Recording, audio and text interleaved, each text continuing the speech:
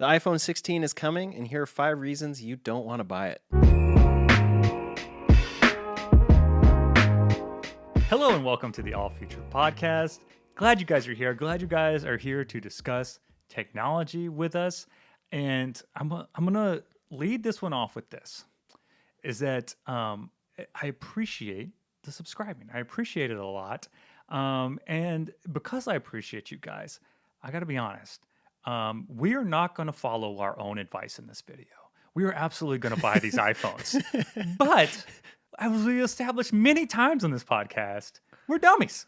Yeah. We're dummy. We've already talked about we have homes full of outdated HomePods that are about to be obsolete because they won't get Apple Intelligence. Mm-hmm. I was wrong about AirPods getting cameras. Evidently, like we do all kinds of things that are terrible. So do as we say, not as we do, and maybe consider not upgrading right away to the new iPhone. And we've got 5, I think, pretty compelling reasons why to wait. Yeah. So first, a quick overview of what the iPhone 16 is supposed to be bringing.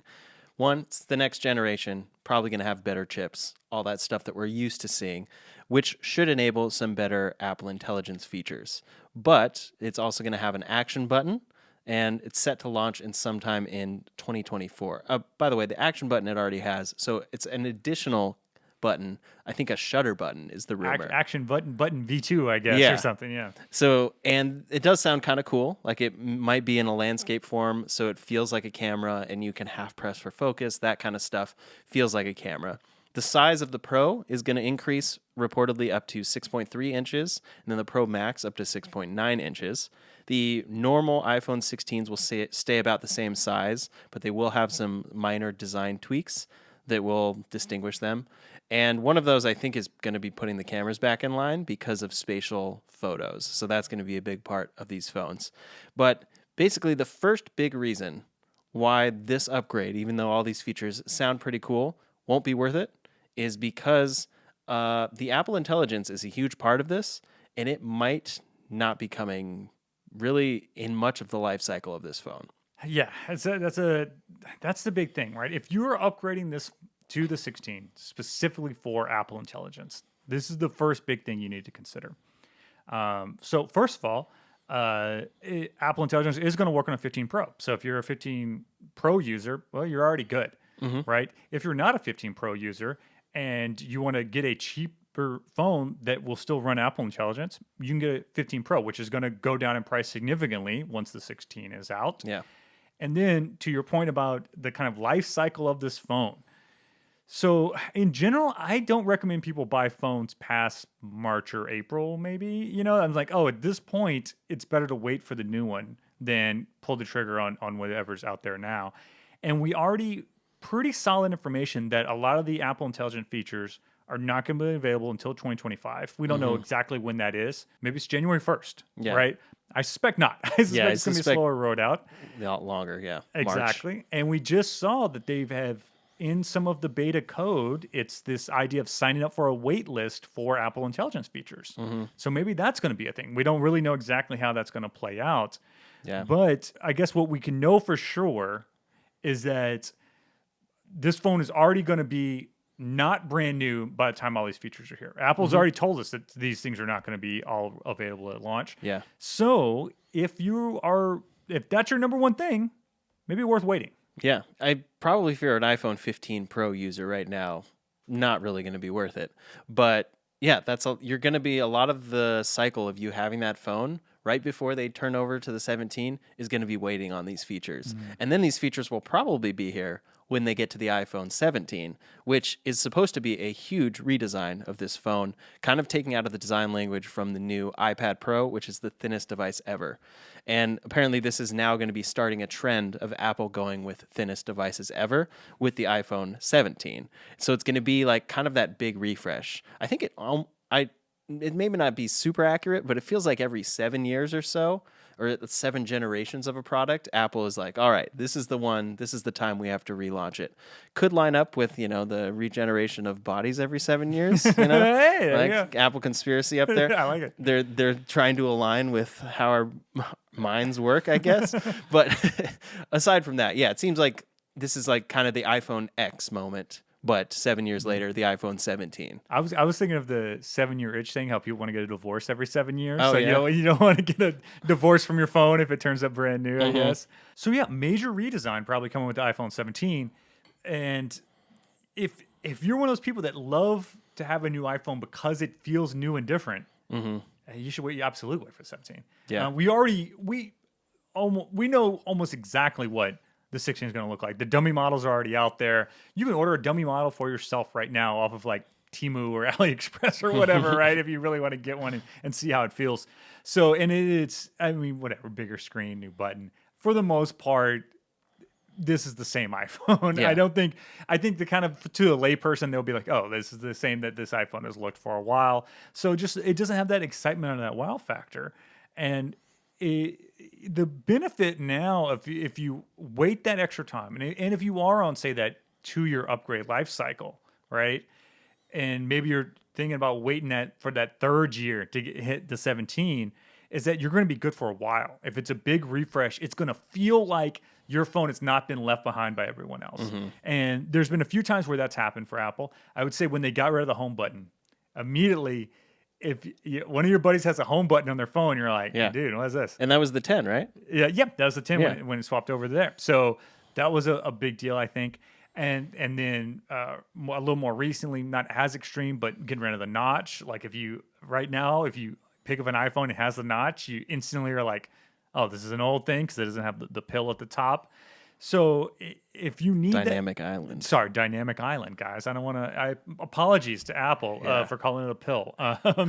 So if you're that type of person that wants that excitement of a new thing, and look, guys, I'll be honest, I am that person. Right? I love the feel of a new thing. The feel of using a product is almost, and I would say it is as important to me as what it does. Because it makes me more likely to use it, more likely to get the best I can out of it, to be excited and feel good about that $1,000 I just spent. So I like that freshness in it. And if that's what you like too, you definitely need to wait. Yeah. Reportedly, the iPhone 17, in addition to being thinner and all that stuff, the cameras are going to be relocated to top center. Not entirely sure if that is bringing some benefit, but it's at least a big design change from where it was previously. Could enable certain things like maybe wider spatial video. I'm not entirely sure about that. And then just it's going to have that upgraded chip. It's going to be that next generation. So yeah, I think when that phone arrives, it's going to be in line with all of the Apple AI features actually finally being fully delivered.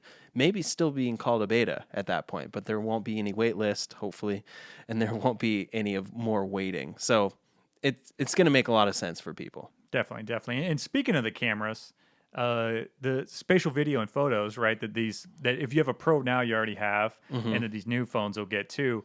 I don't have it because I'm a crazy person with an iPhone 15 or 14 Pro rather.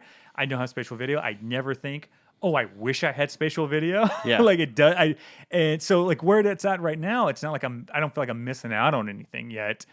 And I think if spatial video does catch on, if this AR stuff does become more popular, I still think we're in that iPhone 17 zone.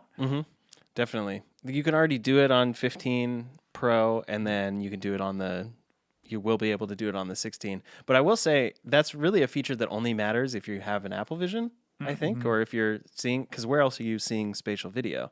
I think that's what it's for, right? Yeah. And I will say you can't do it with video yet, but you can convert photos now in the Apple Vision Beta 2. And I used this the other day, and it's actually really, really good. I converted a few photos to spatial, and it was like, wow, that looks like I took this as a spatial photo on my phone. It actually does a really good job. So that's cool, and maybe points that it's not entirely necessary that you get these features because you can just kind of fake it. But it's always better when it does it for real, and then you can do video. So it seems Apple is definitely banking on the Apple Vision when it comes down in price, getting more and more popular, and people wanting to go back and be like, great, I took all these videos in spatial, so now I can experience them like I did before. And speaking of, the Apple Vision coming down in price, that cheaper Apple Vision, whatever it is I don't think that's a 2025 product anyway. That's if it is, it's a late 2025 product. So it is iPhone 17 zone and not iPhone 16 zone, right? Yeah. So the spatial video is neat and cool, but it's a thing that probably most people are not going to use at all for at least a few years until they can make that Apple Vision SE that's $499, right? Like no one's gonna be using this stuff. Yeah, definitely. Or they have to prove out why you're willing to pay $1,000 for it or whatever. And number 4, here's something kind of interesting to think about is that because of how the timetable works on these iPhones and the swiftness that AI and Apple Intelligence has come together, the iPhone 16 was not designed with Apple Intelligence in mind. You know, it was almost certainly in development before Apple Intelligence was really ironed out and figured out. So what you're getting is a phone with hardware designed for a pre-Apple Intelligence world.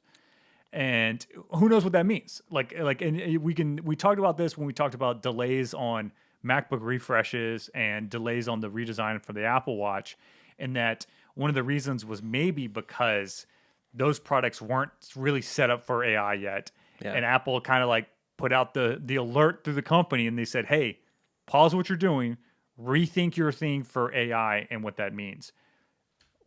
Could that be? I don't know. Maybe Apple's going to make a uniform, dedicated Apple Intelligence button on everything. Maybe it's things like how the cameras are placed, how sensors work, all these types of things that making the hardware seamlessly work with Apple Intelligence was clearly not in their mind when the 16 was being designed. And especially because when you look at the 16, how close it looks to the 15. Like it was clearly the same design language. The only major change really is that camera orientation, which shows a thing we've said many times is that Apple was much more thinking about AR than it was AI. That's a good AR than it was AI. That was a good one. And it's very true because it seems like it's going to be another one of those upgrades. They're adding a button. It's about cameras. It's about how quick it is. It's about the screen's bigger on the Pros than it was before, probably better in other ways. And of course, you're getting the chip that's going to have more neural engine cores and stuff that does enable these features to be better. But yeah, it's like that little piece is designed for Apple Intelligence as opposed to the 17. They're doing this full redesign. They can absolutely already be pivoting a lot of this stuff to be the best form factor for these features. I didn't even think about that. And even the chip probably wasn't really designed for Apple Intelligence in mind. It's just, it is the most powerful one they made because they make it more powerful every year. So it does work really great on it. But I don't think they really designed the architecture around what they're heading toward now, which is, having their own on-device generative large language model built in, So I think you're getting old tech, even though it's new tech, to run the newest software essentially. Yeah. The last one is kind of the cost side of everything. So this iPhone 16 Pro is going to cost what it's going to cost, and then the 17 is going to come around the corner and more so than usual drive down the price of that iPhone 16. So apparently Apple is gearing up and expecting a lot of orders for the 16 in general. Maybe not after this video, but I hope not. Full disclosure, I do have Apple stock, so I hope I didn't just tank it, which I don't think the 10,000 views we get on this will have that much of an effect, but maybe the right people will watch it. So. Maybe, but apparently they're expecting a lot of orders, and we've seen them even recently, like the new M3 MacBook has already seen some discounts. So it could be the kind of thing where they get a lot of supply out there and they make a lot of them, and then demand doesn't quite reach it or doesn't quite meet that. And so then they end up discounting this phone a little bit or adding some sort of incentive to get customers to buy it towards the end of its life cycle before it gets replaced by the 17.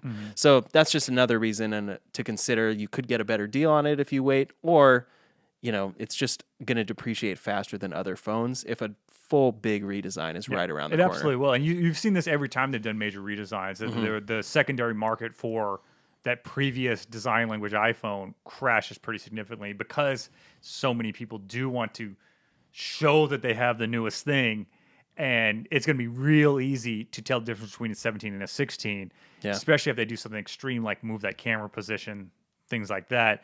Right away, people be like, oh, you've got one of those old Apple phones. You're not a cool person anymore, right? So, yes, that's almost like a certainty that's going to happen is that the resale in the 16 will not be as high as iPhone resale normally is. I'm really curious to see as well if the normal 16 gets a chip that can do Apple Intelligence or not. I assume it has to, but it's got to, right? There's no way. I would imagine every iPhone going forward will have at least the power of an A17. Yeah, it's going to need that. But ultimately, our conclusions here then are if you currently have an iPhone 15 Pro and you're someone that wants to save money, you're not just a yearly upgrader no matter what, you probably want to wait. You probably do not want to upgrade to the iPhone 16 Pro because the 17 is right around the corner. It's going to be like the full fruition of all these ideas into a big product. And then if you have anything under that, you might want to still wait. I don't know. People who have under that probably are being patient and waiting for some big upgrade. So it seems like for a lot of people, this waiting is going to make sense. And at the same time, we're giving this advice and not going to follow it. Absolutely not. I'm super excited to own an iPhone 16. I'm sure a lot of you guys are too. But this is how you could sound like you're having a nuanced argument with your friends and family when they're trying to decide. Exactly. So you can sound like you're giving both sides, but then go like, but no, guys, come on, you want this new thing. It's going to be super rad. Like, It's true because there's always both sides to it. And for some people, it's going to make no sense whatsoever. But some people it will. And for us, it's going to make sense so we can talk about these features on this podcast and give Apple Intelligence a real try. What a great excuse for us to spend money.